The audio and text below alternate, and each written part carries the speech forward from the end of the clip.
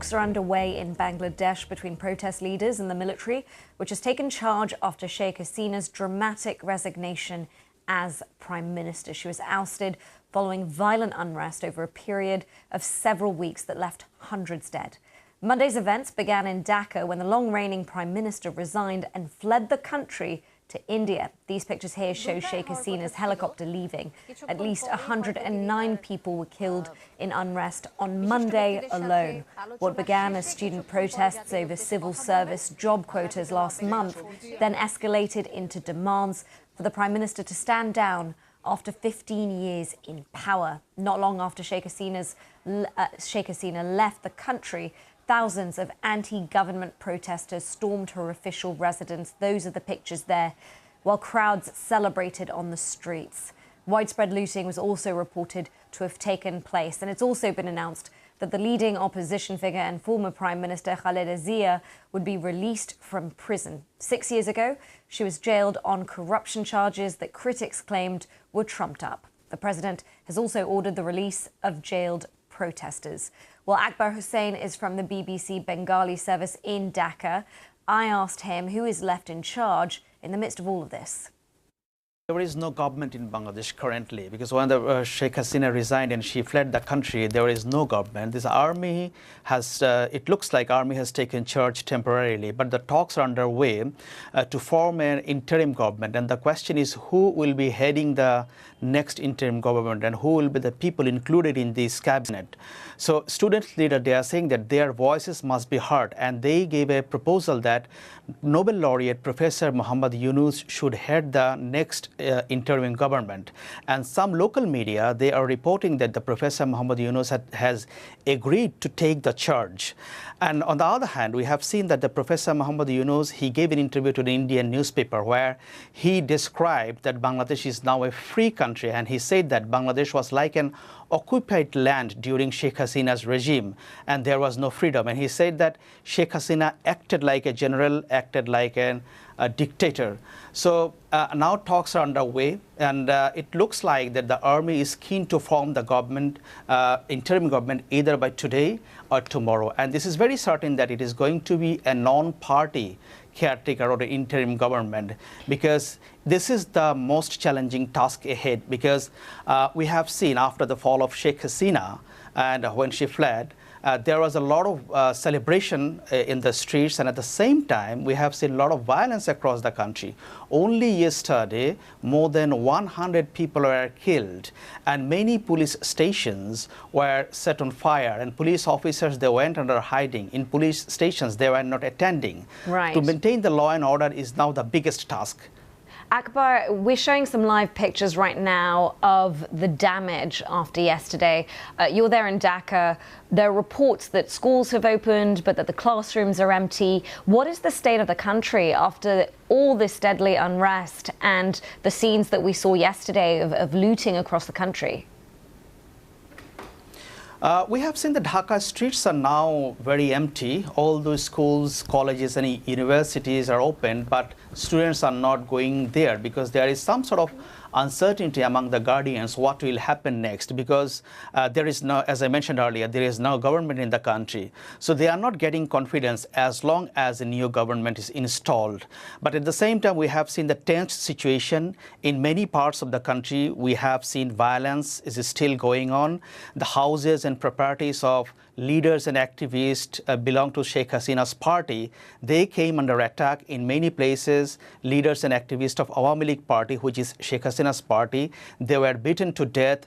So it's a very volatile situation, and the law and order is a very now prime issue to maintain it. And what the senior army officers, they were telling me that their prime concern is now to bring back normalcy. And they said that until or unless there is a new government, and it is very difficult to maintain the law and order only by the army. That was Akbar Hussain in Dhaka. Well, let's speak to Archana Shukla, who's in Mumbai for us. Of course, India is a big part of this story. That is where Sheikh Hasina has fled. Archana, what do we know in terms of where all of this has left her and whether she even plans to stay in India? Well, if we go by media reports in India, they suggest that Sheikh Hasina is using India in the interim as a base until she furthers her plan. Certain media reports like NDTV are quoting sources saying that she intends to move to London post this, but these are unconfirmed reports as of now. But so far, India has provided a safe refuge to Sheikh Hasina. And with that, India is also on a very tight diplomatic rope that they are walking on. India has had a good friend in Bangladesh under Sheikh Hasina's rule. India and Bangladesh have had long cultural and economic trade ties as well. And they share a 4,000-kilometer porous border, which at the moment is under tight security by the Indian government and Indian military, considering the violence on the other side of the border and security concerns on the Indian side as well. The Indian government so far has maintained that it is an internal matter of Bangladesh and has not commented further, even while the country's foreign minister met Sheikh Hasina briefly yesterday. The foreign minister Jaishankar has done an all-party meeting today, briefing all members of parliament on the situation, saying that India at the moment is in a wait-and-watch situation on what happens next, and that some reports say that over 8,000 students from Bangladesh, Indian students from Bangladesh, have come back to the country. So at the moment, India is keeping a wait-and-watch situation, and it definitely is a diplomatic tightrope for the country because while giving a safe refuge to Sheikh Hasina, India would not want to be on the wrong side of relationship with the interim government or the new government coming into Bangladesh. So it definitely is a wait-and-watch at the moment.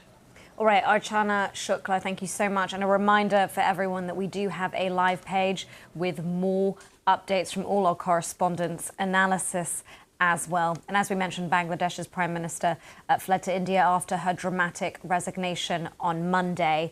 I asked our reporter earlier, Rani Singh, given she's a specialist on this, what she made of this historic moment for the country. Completely historic. Sheikh Hasina was the world's longest-serving female leader. She served several terms in power, and she pretty much had been ruling with an iron grip, with the support of the military and putting people in jail and so on. So for her to actually resign is really historic. I couldn't believe it when I read the news first thing yesterday morning. And where does this leave her now? We've said she's fled to India. We don't know if that's her final destination. And you've met her, so you know her personally in some sense. That's right. I interviewed her for the BBC exactly 10 years ago in that very palace that's now been looted and ransacked. And the impression I got immediately is that she's very, very close with her family. We know this from the War of Liberation, that when Pakistan went to war with Bangladesh at that time in 1971. And at that time, 10 years ago, it was her nephew who handled me and asked what I might be asking her, and then went and briefed her. He went and briefed her for over an hour before I even interviewed her. Of course, I didn't tell him the questions, but he kind of prepared her. And her daughter is in India, in Delhi. She works for the World Health Organization. She lives and works in Delhi. Her nephew is in Belarus, and there's London as well. So she has a kind of choice as to where she might come. She's a very divisive figure now, as we've seen in what's been happening over the last few days and weeks in Bangladesh. So it could be that wherever she goes to, the governments of the day may be feeling a little bit queasy. However, historically, she's had a very, very close relationship with India, with previous political dynasties there. So she's very comfortable in Delhi and in India, and India has said we'll do whatever she wants us to do. She's had a meeting with the National Security Advisor, reports tell us. Okay, so she is meeting and coordinating in some sense with India, but we don't quite know where that's leading. I wonder what you think her legacy will be, where it stands right now, because of course we've often talked about how she has left Bangladesh as one of the fastest growing economies, and yet has been criticised for this increasingly authoritarian rule. But even yesterday, as we were speaking to some of the people in Dhaka and all of this was developing, some people were pouring cold water on some of those economic achievements. So I wonder what your view is. It's true that she's seen and overseen unprecedented growth in Bangladesh. Pre-COVID, Bangladesh was growing, the economy was growing 7% per year. And she's certainly superseded some of the UN marker goals to do with literacy, to do with health. And, you know, the garment economy, it services, in Bangladesh, it services the likes of Walmart and Primark and H&M. That all is true. However, she came in under sort of a liberal regime, and her rule has seen increasing autocracy, authoritarianism. Routinely at election time, the opposition was jailed. That happened while I was there, and every election since. And most shockingly, journalists and intellectuals in Bangladesh have been jailed. That was Rani Singh.